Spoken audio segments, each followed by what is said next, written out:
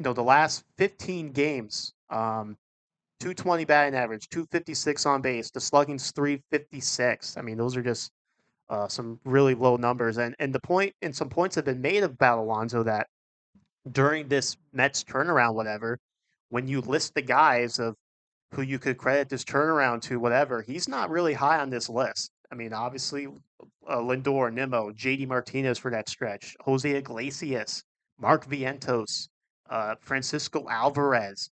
I mean, I would say Quintana too. I would put Quintana ahead of Alonso just because Quintana's, really up to that start against Colorado from mid-June on was solid for the Mets. You got it, and no, now that turnaround was huge for the rotation as well. So, um, it's just a weird thing with Alonso because he's in this contract year.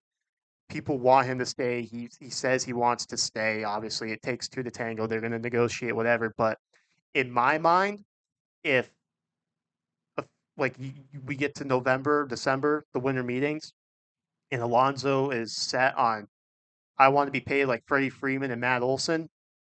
I'm not really comfortable. I mean, to be fair, it's not my money, but I personally wouldn't give him that kind of a contract right now. Funny, was my minor league minute longer than this segment for you? Probably.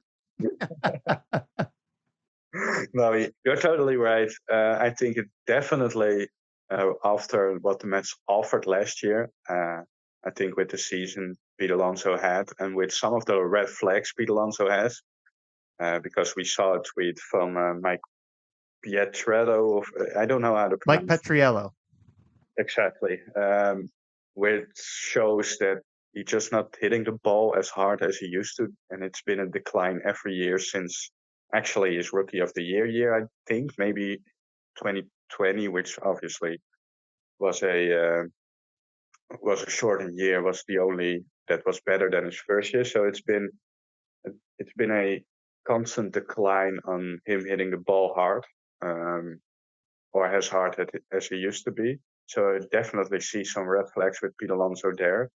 On the other hand, Pete Alonso is still a solid player, and you would still have him in your lineup next year. It's not like Pete Alonso sucks right now, as you said. He still has a decent year, but there are some red flags.